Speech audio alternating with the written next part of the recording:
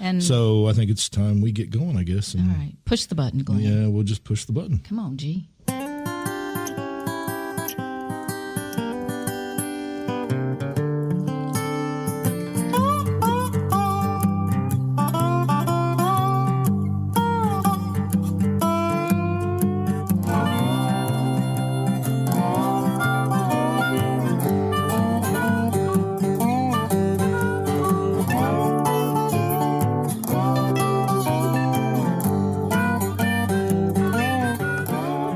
Greetings. This is the Long in the Boot podcast, the podcast coming to you from the heel of the boot of Southwest Louisiana. I am your host, G Long. Sitting across the way, as always, is Deb. Hello. Hello, Deb. Hi, G. And we're back after much sickness and illness and all that kind of stuff. Onslaught of bullshit. And if you'd like to, call us and ta-ta us for being so sick, the area code is 337, number 502-9011. The email address is longintheboot@gmail.com, and the webpage is longintheboot.com. Oh, there you go. All That's right. it. I was wondering. It's been a while, so I didn't know if you were. It's all still there. What? You always impress me. Okay, there you go. And it's been a while since we've gotten to sit down and just chit chat this way, and I miss that. Yep, and so now we're back, and we got all this stuff to do. And I don't have strep throat. And you don't have strep throat. I'm actually feeling pretty good. I'm feeling fairly positive. Not dead. Not dead yet. There you go. All right. Well, then that means all is right in the world. That's right. I'm not sure where to begin. Do we begin locally, nationally? I don't want to bring our people down, so we're not going to. This is going to be a light episode. Well, real quick, I want to talk about something that came up this morning, actually. Oh, you are going to do local? Yeah, I'm going to dive right into this. Okay. For years, people have been looking for a salad dressing that was served at Shillelagh's in Lake Charles. Yes, the pink house dressing. The pink house dressing. It was on their shrimp salad. Which they now have at Big Daddy's in Lake Charles. Yes. They finally got a hold of the guy who created it, or at least made it. I think actually his dad probably created it. Who had restaurants in Lafayette. They had restaurants in Lafayette and Lake Charles. No names. And it was the China Garden. Oh yeah, because they had the flaming volcanoes that everybody loved so much. Oh dear God, Anthony Bruce. Oh yeah, we got hammered on those so things. many nights. And it was great. It was actually a really good Chinese restaurant. And Shillelagh's was owned as well by the family, and that was in the same building where you youngsters Captain's Table recently was in. Yes. But the building used to look a lot nicer. And it was an inside too. Long before the Dairy Barn era. Long before, yes. And we've talked about our And then views. back in the 80s, it was Pat O'Carroll's. Well, anyway, it's come up today because Big Daddy's now has the pink house dressing. They're getting a supply of it. And the manager of Big Daddy's, who I'm not going to name anybody because I don't want to do that, but announced it. Yes, on the restaurant review page in Lake Charles. And there is an individual who says that he has the recipe and it was Pat O'Carroll's recipe.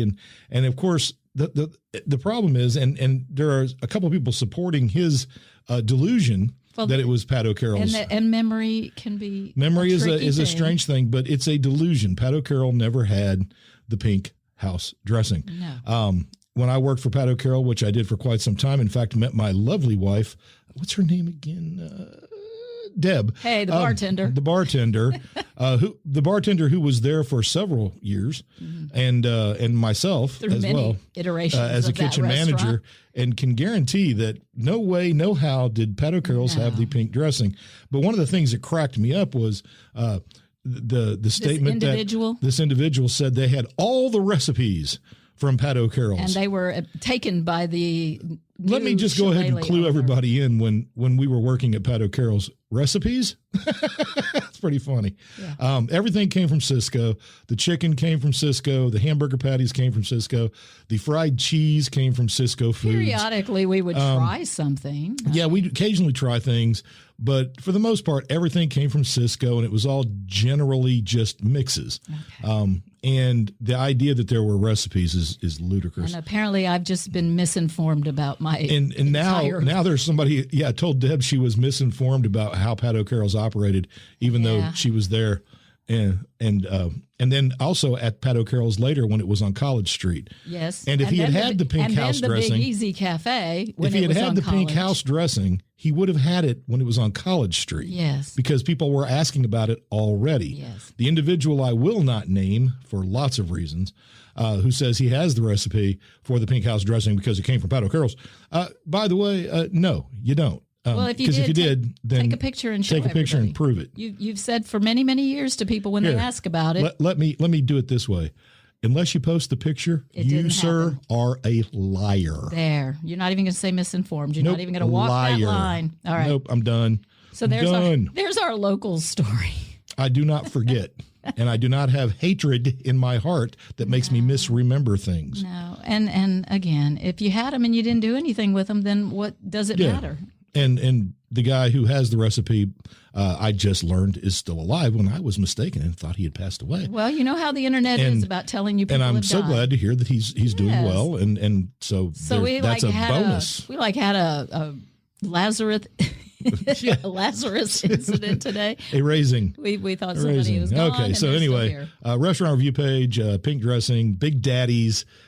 It's good stuff. It's good stuff. It's really good stuff. And I knew what went in it. I just couldn't remember the amounts and all. And I wasn't a fan of seafood, so I never really. Well, you could have it on anything, but the shrimp salad with the pink dressing was the key. And Lake Charles, the old Lake Charles.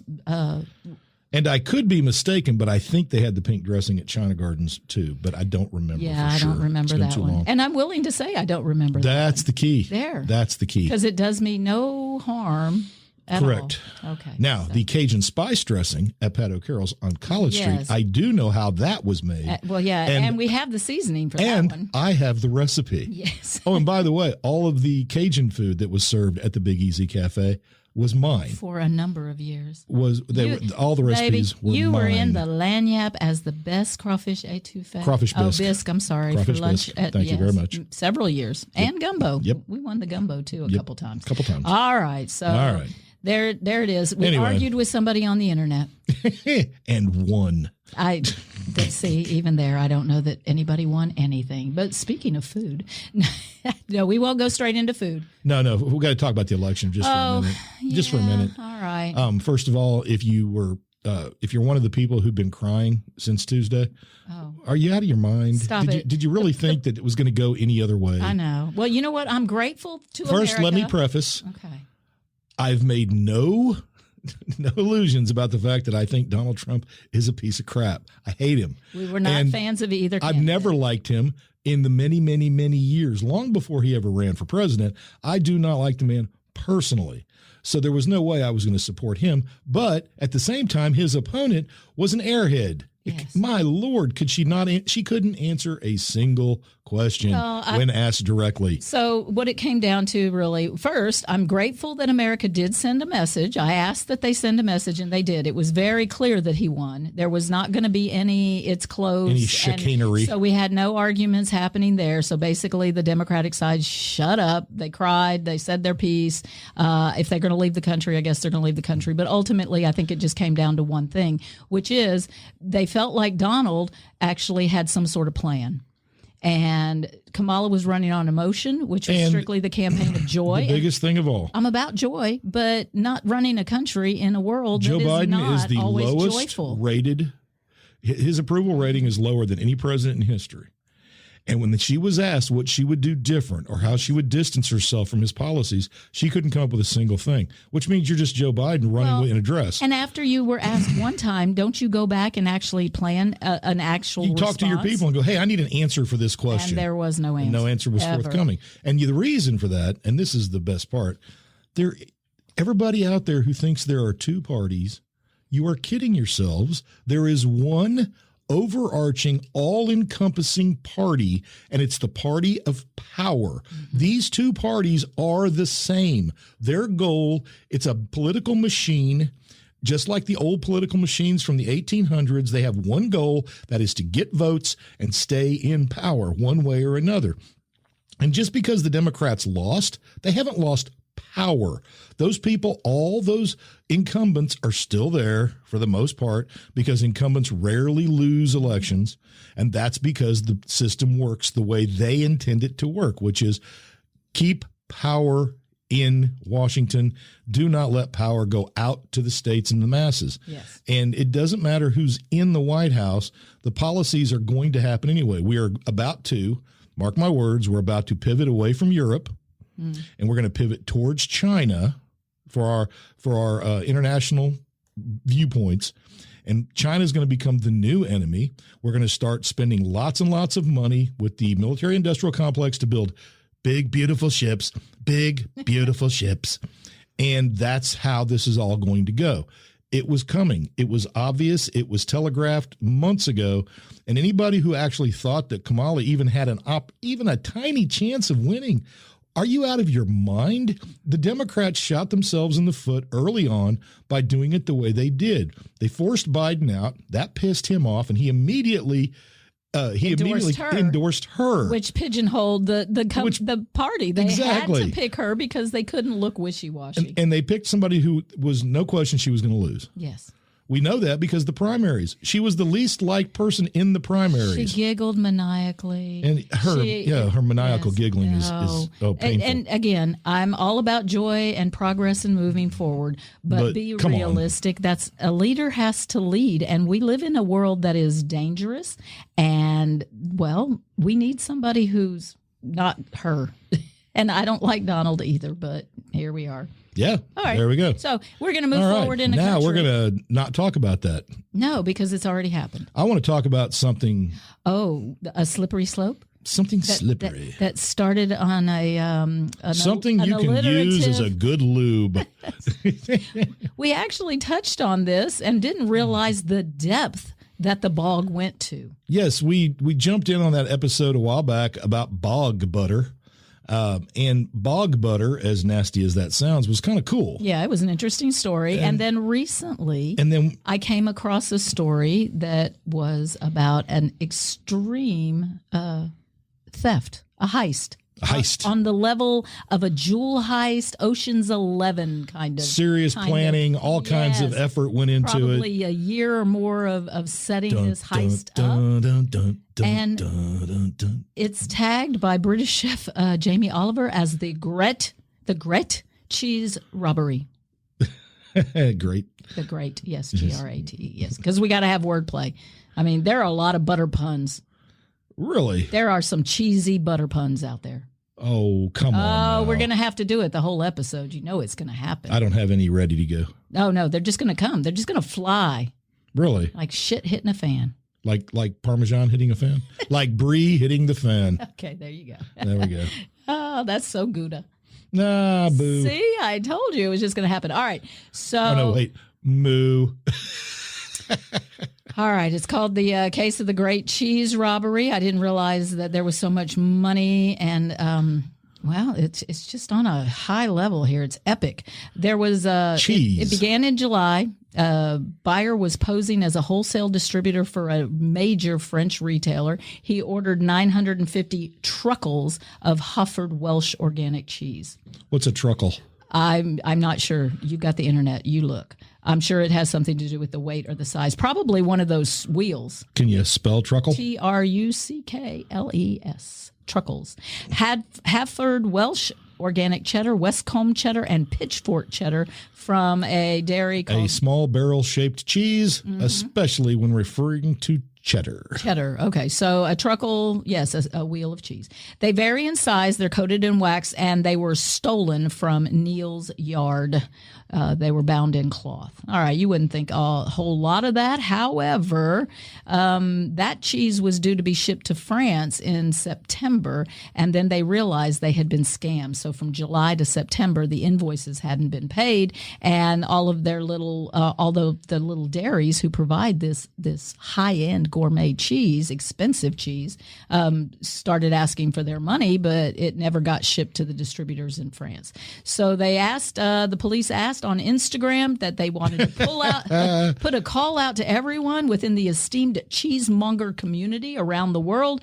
And if anyone is being offered or receives cheeses that they believe have been associated with the theft, particularly cloth-bound cheddars, that they should, and they'd have tags attached. Apparently, they're actual like licensing of cheese. Oh yeah, cheese is big, well, copyright type stuff. And cheese-related heists, well, They brand they when they wrap cheeses like cheddar in wax, they also sometimes will brand the cheese with a very slightly warmed brand.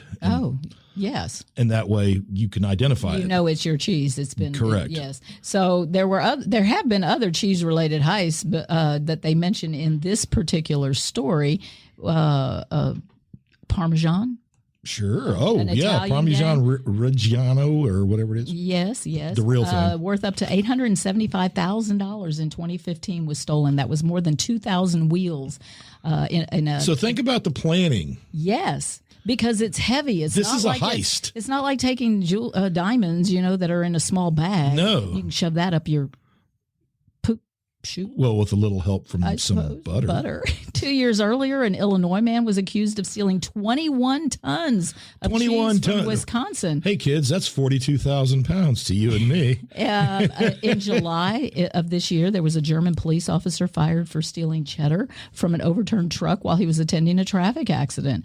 The officer lost an appeal against his dismissal, and he denied eating any of that cheese. So it has happened recently that this has been going on. Well, there's an update to this story, and they have captured, let's see if I can find the capture.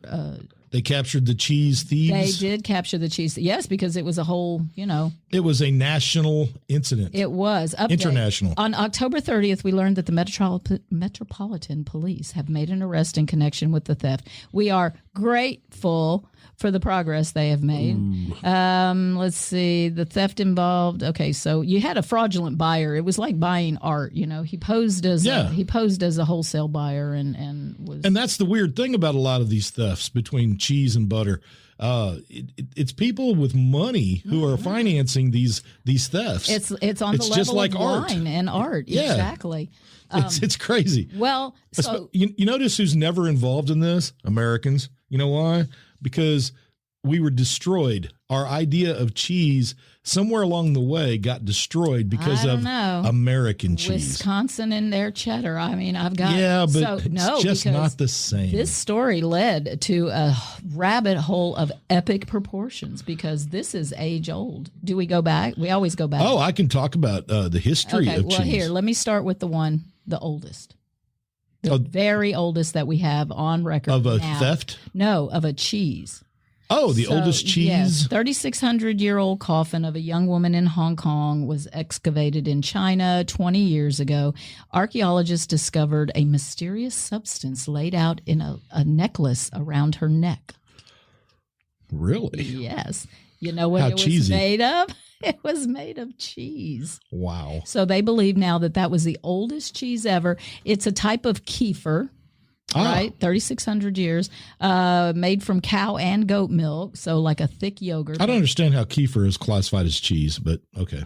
Well, it's on the level. It's a fermentation. It's fermented milk. Lactobacillus. So that's and the microbes were still viable in it. Well, yeah, they got nowhere to go. So they believe, of course, that traveled across Eurasia, through the trade system. Actually, what they thought was that goat herders and merchants would put milk in barrels and bags and such, and they'd put them on the back of their pack animals. And as they traveled, it would get shaken. Well, as it turns out, the production of cheese predates human recorded history. They know that cheese has been around for well over 7,000 years. Humans likely developed cheese and other dairy foods by accident, probably as a result of transporting milk in bladders made from the ruminants, that's cows or goats or sheep, stomachs, as their inherent supply of rennet in the stomach would encourage curdling. And we have no idea where cheese making originated. It could have originated in the Sahara, the Middle East, Central Asia, or Europe. We do not know. The earliest direct evidence for cheese making is found in excavated clay sieves. These are hold pottery pieces, which are over 7,000 years old, and they have dried remains which show that it was cheese. Right, but why was she wearing it as a necklace and jewelry? Maybe that was her thing. Maybe that's what she did. Oh, she was a cheesemonger. Well, chances are women would have been responsible for making cheese. Yes. So why not? Well, and butter was actually used in mummification. And this is my question, Egypt. by the way. When you make cheese, you need rennet to cause the coagulation of the milk. Rennet is found in the stomachs of calves. Okay.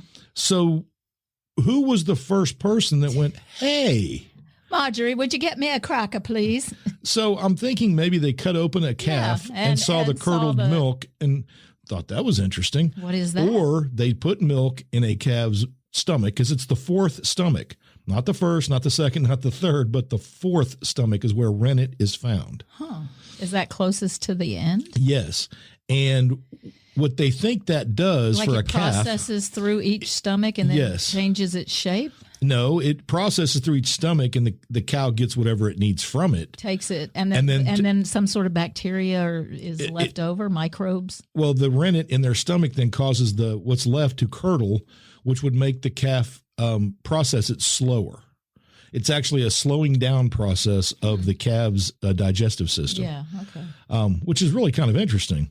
But again, begs the question, why taste it? So the first thing that people long ago did was they began adding salt, which allowed it to curdled milk. They would add salt to the curdled milk. And once they did that, the flavor profile completely changes. Mm-hmm. Then they began putting that into molds and squeezing the curds to get all of the liquid out. The juice out, yeah. And so chances are hard salted cheese is likely to have been the first form of cheese where it was intentionally made. Like curds and whey, which is really just the liquid in the curds, people ate that anyway. But in a hot, dry climate, you need hard cheese. Yeah. And the further north you go, the less salt was used in cheese. And the softer the cheese would be. And then, of course, in wet areas, you have a suitable environment for microbes and molds to give aged cheeses their flavors. The earliest written evidence, and we have written evidence of cheese, is Sumerian cuneiform text from the 3rd dynasty, which dates to the 2nd millennium BC, so 2000 BC. Earliest cheeses were sour and salty and similar in texture to cottage cheese or feta. Okay. Yeah, and they've found several mummies with cheese in the tomb with the mummies. Yes, and not just in Europe, but also in Greece and in China. How about that? All right. So worldwide. Well, and it was important for health as well. It was important for health. For rituals. And think about once you make it into cheese, it can last for a really long time. Yes, well, that's why I said for health during lean periods, you've got something to eat. Yeah, and dairy. I mean, it gives you your dairy. And that led us to, in the investigation of the cheese heist, it led to the number of butter heists. Yes. Butter has been Butter's right there with cheese making. Yes, and in cost. Butter can be quite expensive. There are some serious gourmet butters out in the world. I have the price of the most expensive butter. All right, what is it? $875 a pound. $875 a pound. For butter. You know what, though? I'd pay that over a bottle of wine. I'd rather the butter. Over an $800 bottle of wine, yeah. Yes, equivalent. Yes, or equivalent. an $800 wheel of cheese. I'd take the cheese over all. Yeah, cheese is cheese is up there. Well, when we went to Europe, once I got that when we went to the it was called Old Sheep Cheese. Yes. But it was amazing. And you just walked around a big square bar and just sampled cheeses. But I bought a block of that. Oh, yeah. And I bought bread and I bought little baby tomatoes. And that was what I ate almost the entire time we were on the road. We had to get rid of it. We couldn't take it back. And got a little bit of a salami. You're not traveling with cheese across the pond. No, they don't like that. No, they don't. They get really weird about that. They get very upset by that. It's which is really strange because it's cheese, man. What are you worried about? You're worried about the integrity of your cheese. You may foul our great American cheese food product.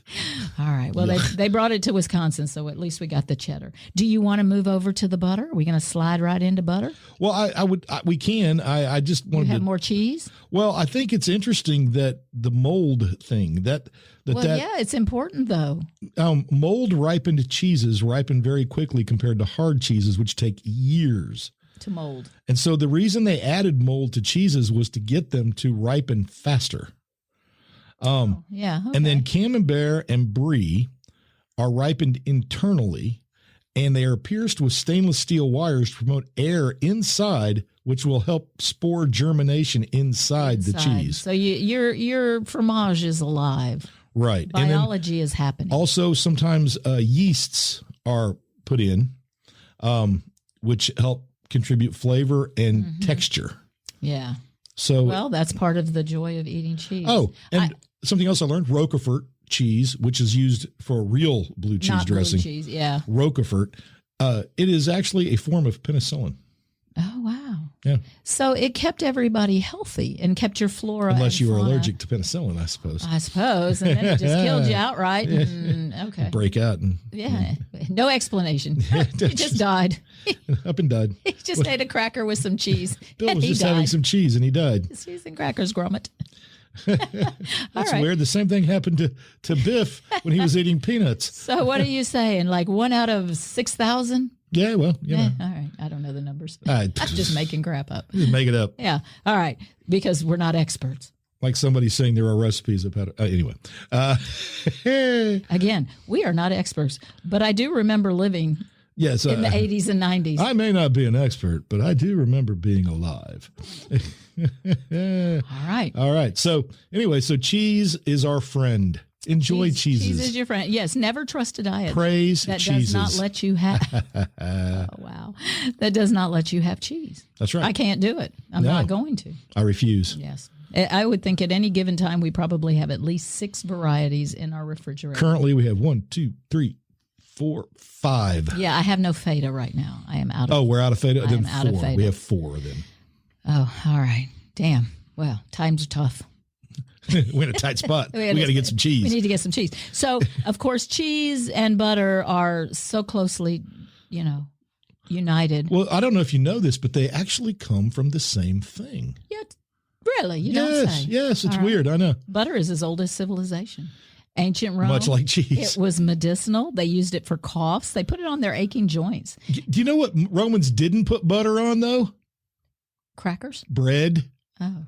They soaked it in olive oil, but they used butter for all manner of things. Well, that's what I'm saying. They put it on their aching joints. They drank it for cough syrup. Because barbarians, those in the north, put butter on their bread, and the Romans saw that and was how unsophisticated is that? Why aren't they using olive oil like a good man? We're too cool for that. Yeah, we're well, Romans. You know what? It is regional as far as we've got olives. We're loaded up with olives, and so more than our share. The Hindus would use it as an offering to Krishna. Tins of ghee, the clarified butter, for at least 3,000 years. In the Bible, butter is food for celebration. It's often associated with the wealthy, of course. It was first mentioned when Abraham and Sarah offered their 3 visiting angels a feast of meat, milk, and creamy yellow spread. Creamy yellow. Yes. And it wasn't. Now, bog butter could be made out of dairy or animal fat. Well, and you know what we neglected too was with the cheeses, camel milk.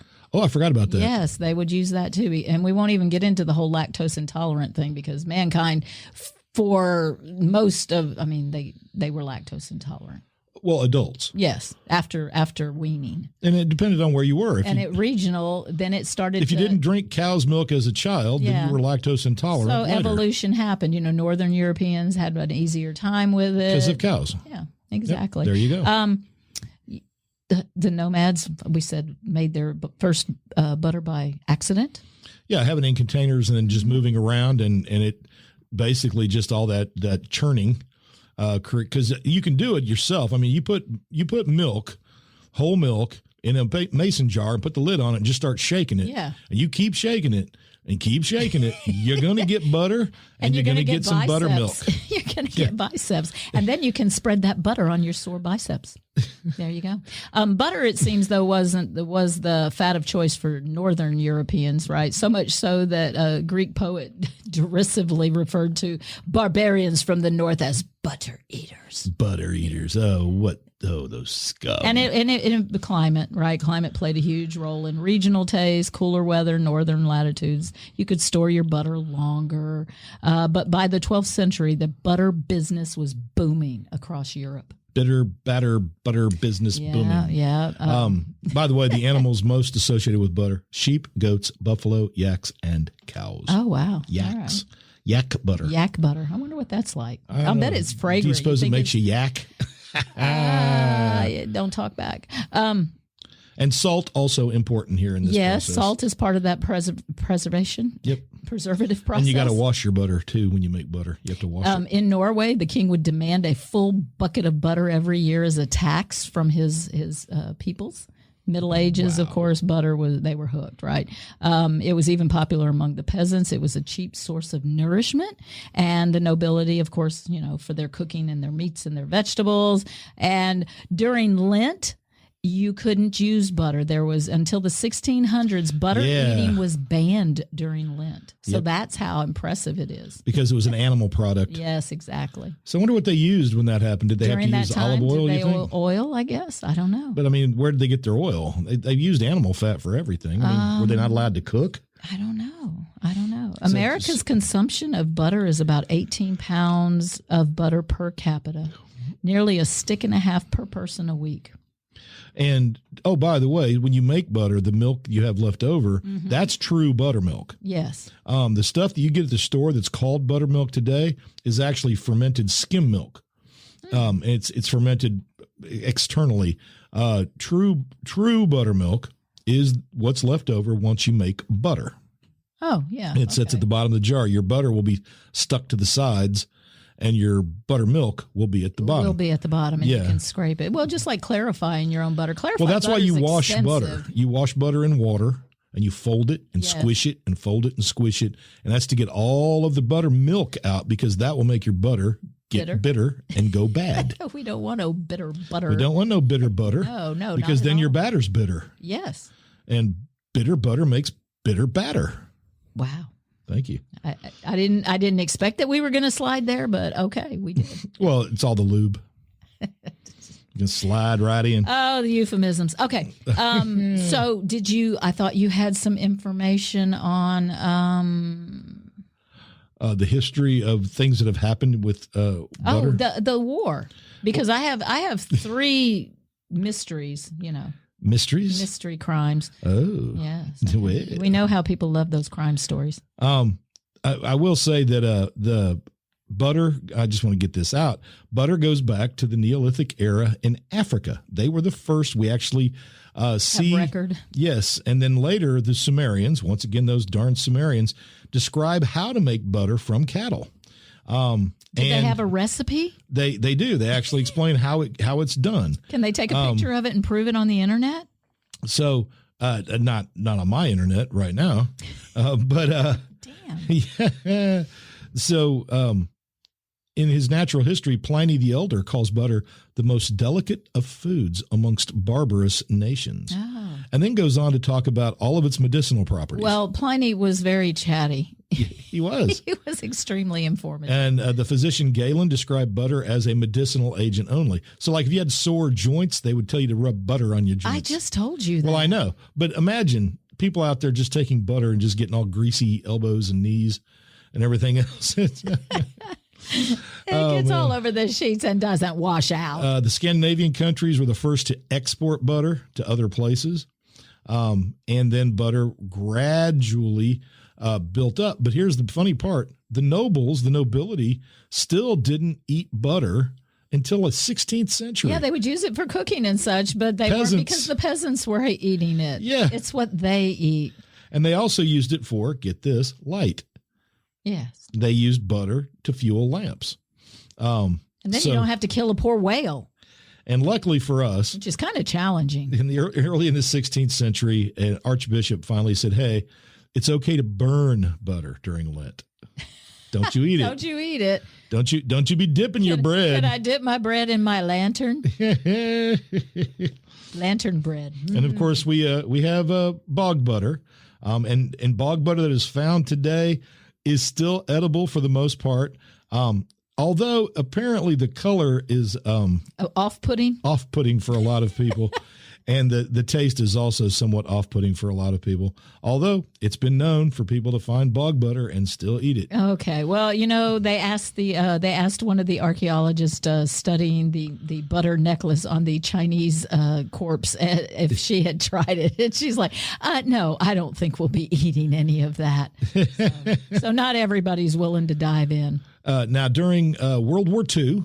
Butter consumption went way, way down because butter was being used to supply the military. It was being rationed. And so gradually the popularity of margarine came to be. Margarine, which was developed actually in Germany, weirdly enough.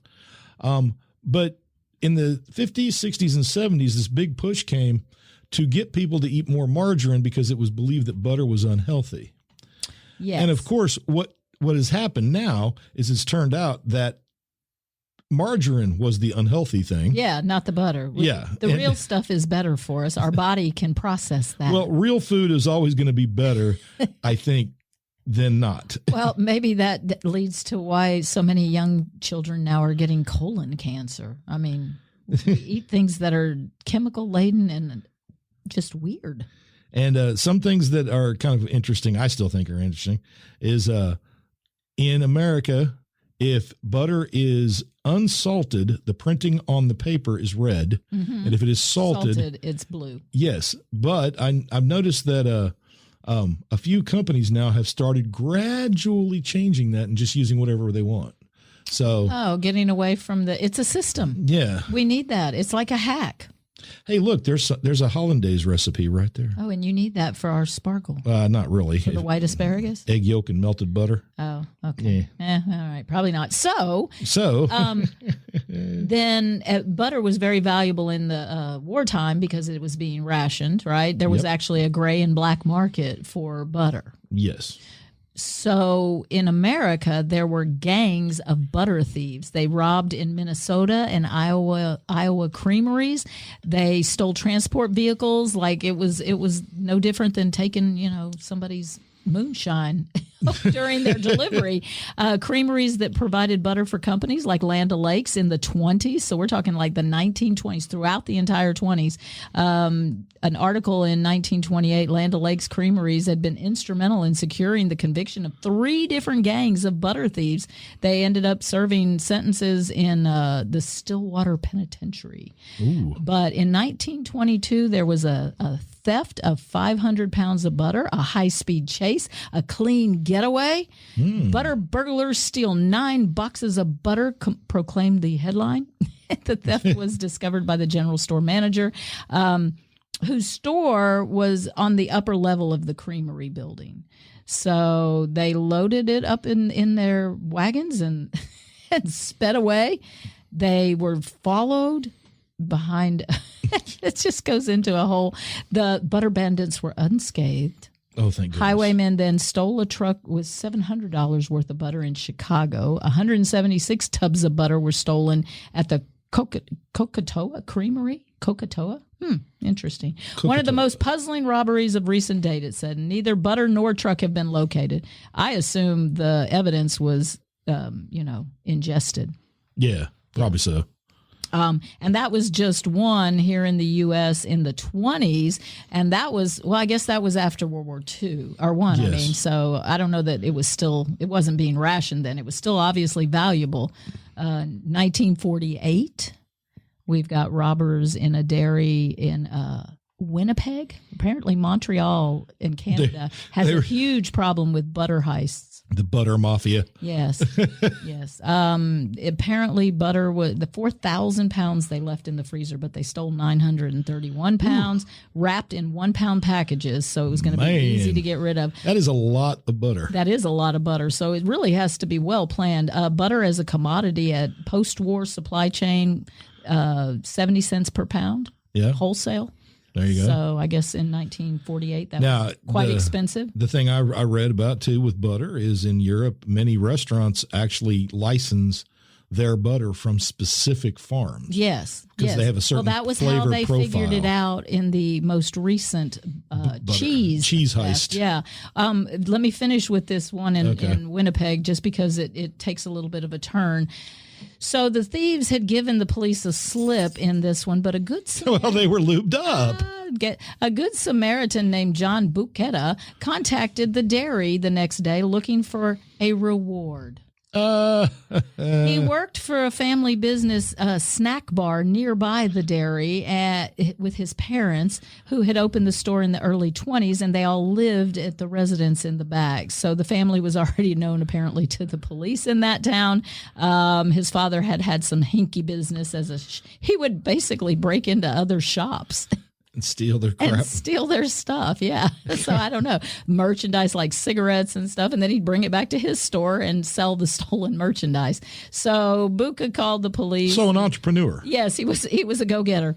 He decided to contact the dairy and ask for a reward if somebody found the butter. Of course, they found all the butter in his back store. It was raided. They found 615 pounds, value of $650 stashed in a shed. He told the police that he was out walking his dog the night of the robbery when he noticed two men getting out of a van and unloading something behind a woodpile near his house. He waited until they were finished, then went to check it out, and lo and behold, butter, 615 pounds of butter. So he went back home and got a toboggan.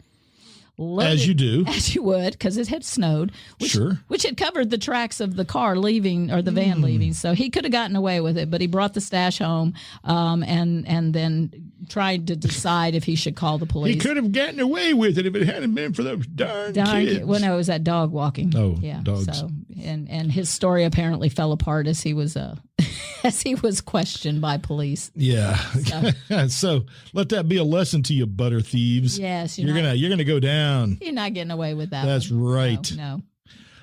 So I have we actually hit on this one time before, a long time ago, but one of the very first student protests in American history we did talk about was caused because of butter. Bad butter. A decade before the American Revolution, Harvard's Great Butter Rebellion of 1766 was the first sign of America's spirit as a group of people who were into civil disobedience. Gourmet connoisseurs. And it started from a Harvard dining hall.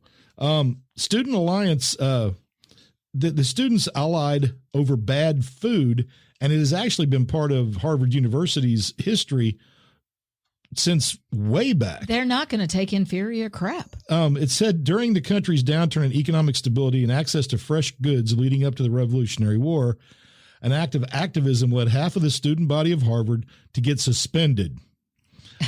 They were going increasingly dissatisfied with the decline in the food, and the Colonial Society described that for the class of 1767, a meal presented with particularly sour butter was the final straw. That's it. As the first student to raise conflict, a student by the name of Asa Dunbar is rumored to have brought evidence of this inedible food to his senior tutor, decrying, "Behold, our butter stinketh. Give us therefore butter that stinketh not." And the catchiness of his phrase. So the students were storming all over the campus going, "Behold, our butter stinketh." And tensions between the administration, who did not have sour butter. The elites get the good stuff. Soon the protests turned violent. Mm-hmm. They're fighting over butter. Well, if people are willing to go to jail and shoot somebody over it. And of course, the violence means illegality. Fed up President Holyoke That's his name, Holyoke. Holyoke. I like that. Eventually demanded that students turn in the leaders of the rebellion. When no names were offered, he resorted to suspending half of the student body. Wow. Yet students would not give up the leaders. We're not going to eat bad butter. And we're not going to narc on our friends. No doubt. You're not going to narc. It says, students remained silent even during the dawn of the United States' birth as an independent country, one of the most politically turbulent moments in American history. Harvard undergraduates united under a common goal and refused to turn on one another despite academic threats. Eventually, the Colonial Society explains that the Board of Overseers reinstated all of the suspended students and replaced the butter. Well, guess what? And just like that, one of Harvard's greatest showings of student solidarity started from the humblest beginnings, and it was the fight for unsour butter. Well, really, when it comes down to it, without the students, there's no need for a school. So ultimately, the students had the power anyway. So butter and tea are going to be the things that set off Americans. Butter and tea. Yep. Do you want me to finish with my oldest active murder case in the nation? It's butter related. Well, I bet your buttered buns. You bet your buttered buns. You got no other B. Where's your alliteration? I ran out of B's. All right. I need some more B's. I need some more B's. Butter my biscuits, baby. All right, Paul Thorne. Thank you, sir. So in 1935. No, it's Harris. My mama would always make me a buttered biscuit on my birthday.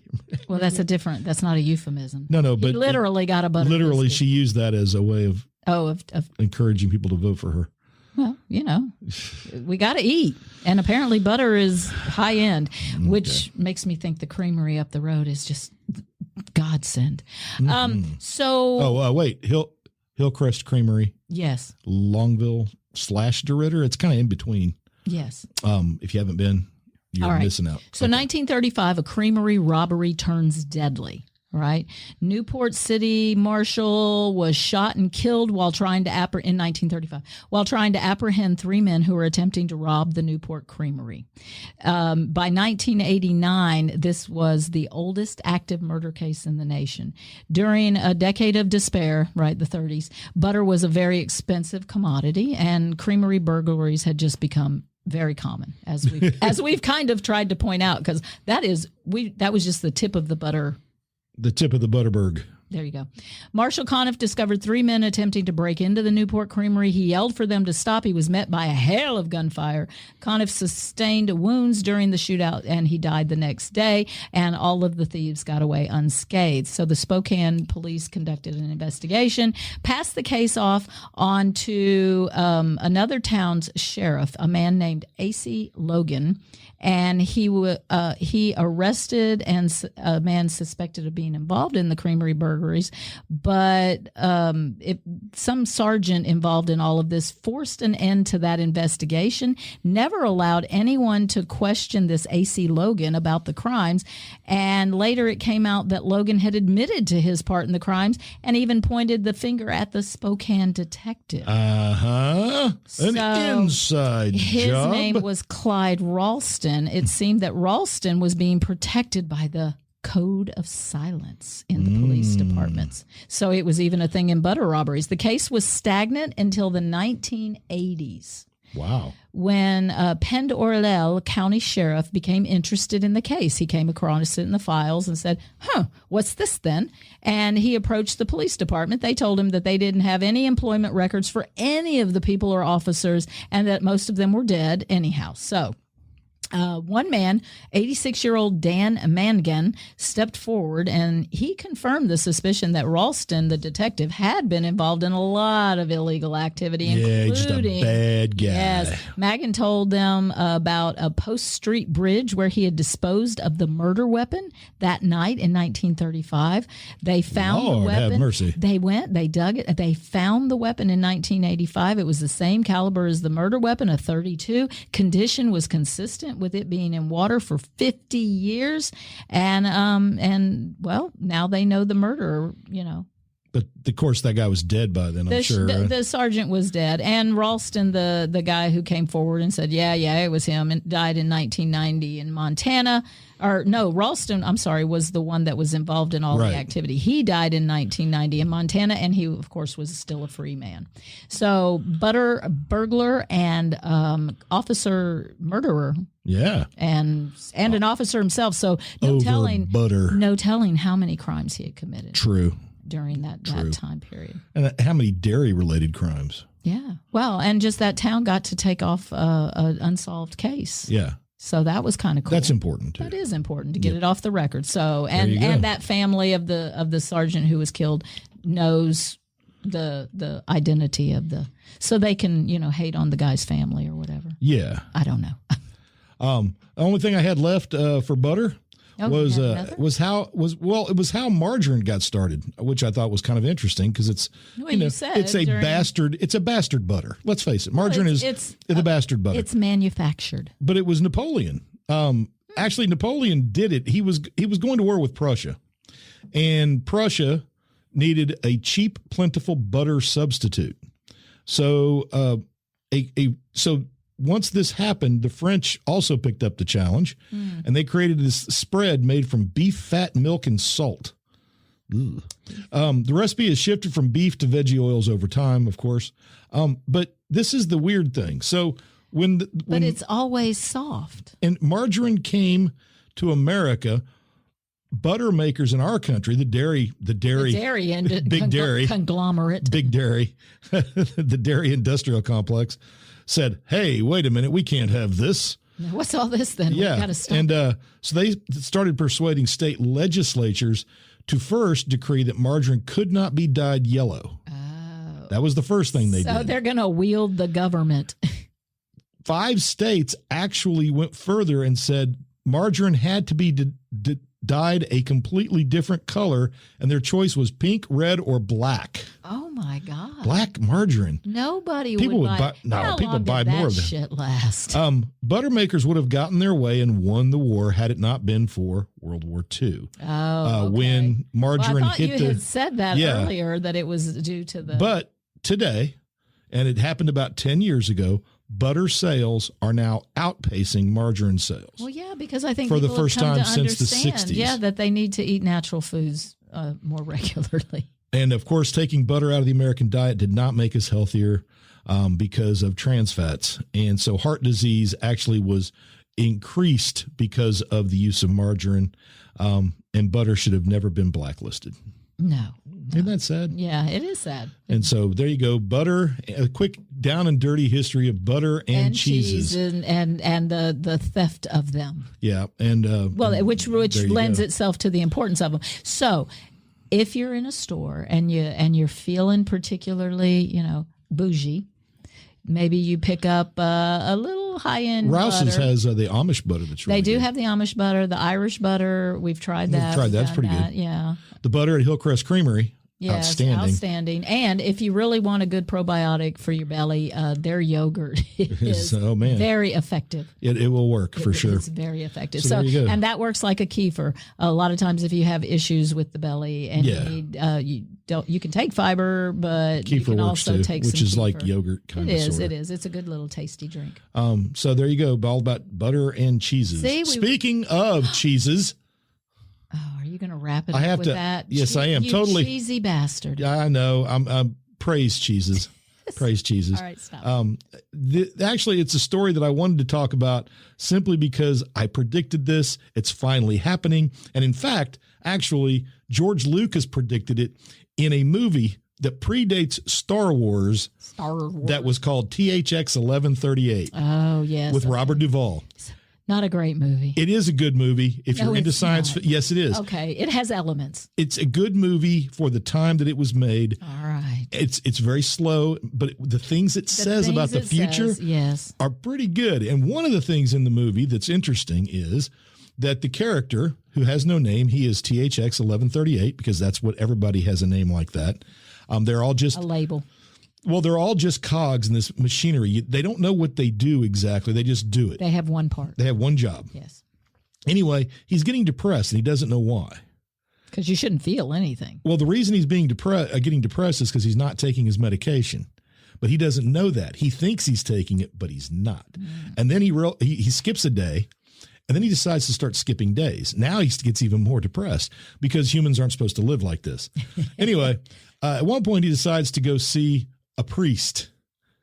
And he goes in this room, and a light on the wall comes on, and it's a picture of Jesus. And it says, "Hello, my son. How may I serve you today?" Huh. And he tells them, "I'm having trouble at work. I'm having trouble concentrating." And then the thing goes, "I see. Well, you should, tell me what else is bothering you." And it never really addresses anything he says. Well, shouldn't Jesus know he's not taking his meds? And he should just tell him. Finally, he goes, "Well, please take the dispensation." And the little pills drop into this little cup. Oh, the meds. Yeah, the meds. Soma or whatever. And they're watching him the whole time. He is being seen by someone. But anyway, I said, "Well, that's going to happen one day." Well, that day has arrived. Okay. Woo! AI priests. Oh, that's right. Well, they have all the biblical knowledge. Well, it's starting with the Methodist Church. They're first. And Kathy is the priest's name. Kathy. So a female priest. Yeah. As we know, God doesn't want any females to be priests. We know that. Priests should be men, only men, Stop. Beautiful men. This is not SNL. Quit it. So, Kathy, what should I do about my social anxiety? Despite its feminine name, the priest bot, as Kathy calls itself, is genderless. Is it? Well, then they need a name like THX. Here you go. Kathy, what should I do about my social anxiety? Dealing with social anxiety can be challenging, but there are several approaches that might help. Practice relaxation techniques or challenge your negative thoughts. But what about when I feel like panicking? It's generally best not to do that. Just breathe. Just breathe. Thanks, priest. So anyway, it sounds like Kathy says all the right things. Oh, I'm sorry, not Methodist, Episcopal Church. Sorry, Methodists. When you said that, Methodists. In my head, I would have thought Episcopalian. No, you Methodists are fine. It's the Episcopal Church that's doing that. I would expect that from them. There you go. And I love this. This is what it's based on the Book of Common Prayer. And this guy says, Kathy represents our innovative approach to leveraging technology in support of spiritual exploration. Well, you know what? Kudos to anybody out there trying to bring peace to somebody in a more modern way. Kathy is designed to translate the Bible into relatable language geared towards younger audiences. See? And it can serve as a tool for priests by helping them build sermon outlines. It's a marketing plan. AI sermons. It's a marketing plan, Glenn. A marketing plan for a spiritual for a young audience who is spiritually searching. Many denominations are now experimenting. There's text, and we're going to see Buddha bot. Yeah, there's a Buddha bot. Every religion can put their book into it. Gita, yes, GPT. Yes, there's Quran GPT.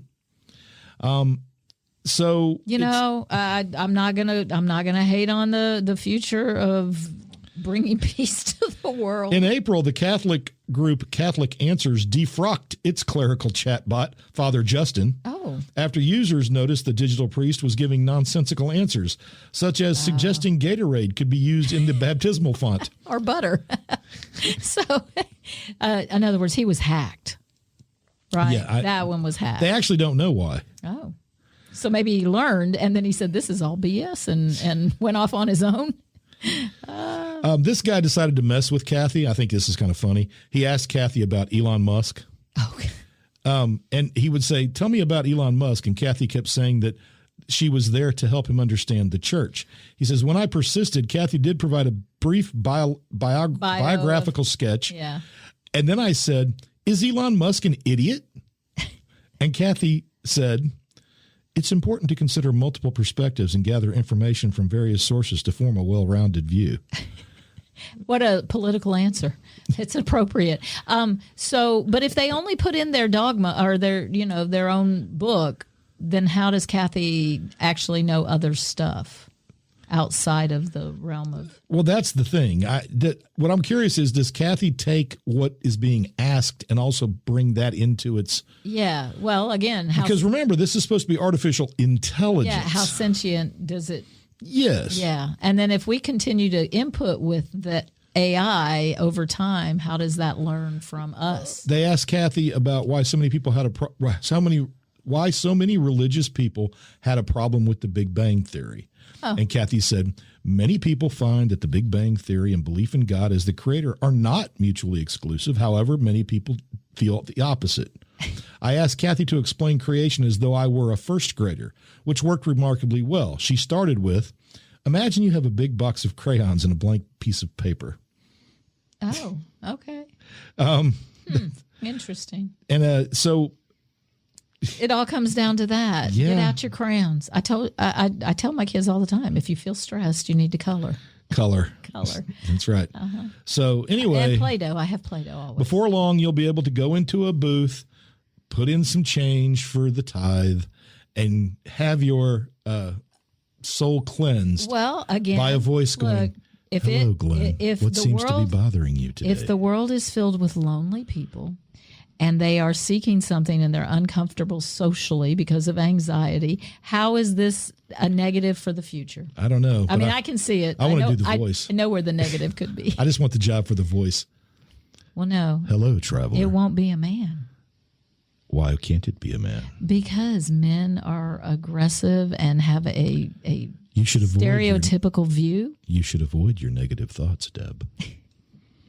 I balance them with my positive thoughts. Men have made this world that you live in. As soon as I realize I'm on the negative, I just balance it with some positive, and the universe will work out as it should. But aren't negative thoughts truly positive thoughts in another realm? Yes, that's the balance. Yin and yang, baby. Mm-hmm. Okay. So anytime you're there, whatever you need, I'm not going to criticize that. You'll be there? Well, if that's what it takes for the future, okay. Imagine, if you will, all of Israel going to a peace spot. That won't happen. All of Gaza going to a peace spot. I can imagine lots of little booths getting blown up. Okay, maybe so. Damn. Hello, fellow traveler. What is that in your pocket? Well, is that a grenade? No, it's a Molotov cocktail. Can we talk about your negative thought? No, don't pull the pin. I'm sorry. It's a bladder full of butter. Can I hide my butter in here? You may hide your butter in here, traveler. They're in tunnels. It's in tunnels. The cheese and the butter are in tunnels under this hospital and under this school. That's right. Bella's getting antsy. She's like, you people have gone off the rails. Yep. Yeah. It's true. I can see. Bella, tell us what's wrong. Look, she's staring at me. Yeah, she wants out. She wants out. We'll open the door. She wants out and up. You can open the door. All right. So I told you we were going to have a fairly light and slippery episode. We did. It's not a buttery nipple, but you know. It's not as slippery as a buttery nipple. No. Okay. But it still had its. But you can have one if you'd like. It had its slick moments. And there's a difference between a buttery nipple and a slippery nipple. Is there? There was. Huh. I don't remember what it was at this moment. I don't either. I said it. I don't know. But I don't remember. I'm not drinking it. You know what? They can look it up. That's right. Yeah. That's what you should do. Yes. Learn something. We're going to put some butter on some white asparagus. We are. We're going to have some spargle. Yeah. One of the delicious things we had in Europe, and have not seen it since we came back because we live in a terribly hot climate. Our spargle is very small compared to those gigantic. Yeah, no, in Europe, it's nice and cold in Germany, so they can grow white asparagus. Well, no, white asparagus grows in the dark. Yeah, but it's cold. It does not like the heat. No, it does not like heat. So it's not an easy thing here. So I feel like it's a delicacy. I don't have any primo butter or special cheese. We're going to put parm on it. Parm. Yeah. Yeah, some parm. But not high-end parm. No, it's just parm. We ain't getting above our raisin. Nope. No. We're just a good old generic parm. Just some butter and cheese. Probably didn't even come from Italy. I've got some Colby and some cheddar. No. And some. Not on that. No, and some mozzarella. All right. Well, there you go. All righty, folks. We did it. Baby, we're back. We're back. We did it. I don't know what we're going to do in 2 weeks. Hopefully we'll stay healthy, though. Something will happen. It'll be Thanksgiving weekend, won't it? It will come up Thanksgiving. We'll find a topic. We always do. Something always arises. Let's talk trash about pilgrims again. That was always fun. No, we've already done that. They can go back and listen to that episode. Let's insult turkeys. No. I do have deadliest jobs in history or most dangerous jobs in history. Let's talk badly about canned cranberry sauce. Well, I did see on the Great Bake Off that canned peaches lost her the. Oh, really? Yeah. Paul Hollywood was not happy with the canned peaches. No, not on the baking show. He said they tasted tinny. Well, they do. Yeah. Oh, yeah. Peaches definitely take on a tinny taste. So let that be a lesson. If you ever end up on the Great Bake Off, you damn sure better get some real. It's not going to happen. No, probably. I'm not a baker. No, and we're not delightfully British. No. Yeah. No, I'm not. No, we're too American. I could be an American on the show. But all right, America, we are moving forward. We're moving forward. I feel positive. There's not going to be any riots in Washington come January 20th. But we can still have joy. It still travels. Well, I'm moving forward. I'm just going to keep living my life. Because what else can you do, man, but just keep on living? Find your joy, people. That's right. That's right. Just keep on living. We'll see you in 2. Wait, find your joy. Why? Because it's portable. You got to take it with you. You can take it anywhere? Anywhere. Huh. Life is a balance. Well, there you go. Take your joy and go do something. Go do something with it.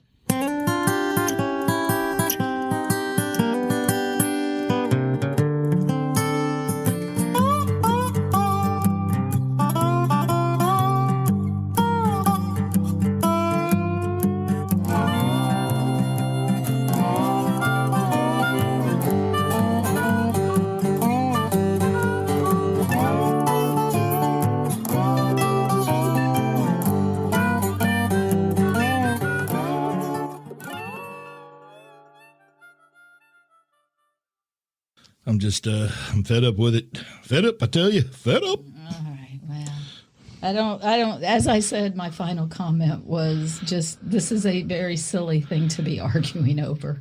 No, it's not. I don't have to get on the internet and make everybody see things my way. Yes, I do. Got to. No. Yes. Oh, I get it. You're a man. That's why. That's right. I'm a man, baby. I'm a man. I have balls. Okay. Forged in fire. Crucible of I don't know what God's hands. I don't even know. I'm not even going to try. Did God fondle? Fondle me. What's there fondling? There's always fondling. Well, it makes it more fun. It should. Oh, we're starting our date, and I have a real bra on. Oh, damn. Do you need to change it because you don't have much time? No, we'll just do it. Otherwise, I'll just suffer through. After all, we are on a date. Well, that's true. So I should have a real bra. Yes, yes. But home bras are much better. All you girls know what I'm talking about. You know what I mean? No, they don't. The ladies understand. Do they? Yes. Bras are just, it's the bane of our existence and so necessary. Okay, if you say so. Yes. They cost too damn much. They're uncomfortable. Yeah. Well, I don't know. They don't seem uncomfortable to me. I don't wear one. Well, maybe a man's ear might be something you need. Oh, I could use one for sure. Well, in my golden years. All right, there you go. Somebody make it. It's been joked about long enough. The bro. I like man's ear better, but I like the bro. No, because that is attached. That word, that label gets attached to too many other things. It's not clear what you're talking about. Oh, okay. He's wearing a bro. Yeah, I got you. That's awkward. Man's ear. A man's ear is clear. And then I guess then you could have a mankini. Yes. Not to be confused with a merkin. No. Yes. Those are hairy. And we've already done our hairy episode. Yes. We've already done the hirsute episode. We don't want to do another hairy episode. No. All right. Are we warmed up now? Is it all warmed up? I don't know. It's been a while. It's been a while. I feel out of whack. You feel out of it? A little bit. Okay. Well. I feel, I don't know. Just feel it's I feel like I'm out of practice for some reason. Yeah. Because we've been sick. And but this is going to be a light episode. It is. Slippery. a slippery, lumpy, lubed up episode. Lumpy light episode. That's right. All right. No, so I guess we can get started. Is that what we're doing? We're going to take a breath and we're going to do it. Bella is still in the room. All right. I cannot make her leave. She is She's ready to bark at a moment's notice. Any lie or misinformation, because I've just been told on Facebook I am misinformed. About something you know very well. About something I lived through for years and know extremely well. All right. This is all opening bullshit, so. But are we talking about it? Are we talking about our Facebook fight that started this morning? We could bring it up. I don't care. The funny thing is this is a person who clearly, I mean, he's been lying for years and nobody's called him on it. And now that we're actually like, okay, damn it, I can't do this any longer. Yeah. I was there too. And not only was I was there and we were married and later. And you were the cook. And I was the one managing the kitchen. Yeah. And and some people didn't work in the kitchen. And he insulted a friend. He called her a liar. Yep. In a public forum. I know. Where she's advertising her business. Yep.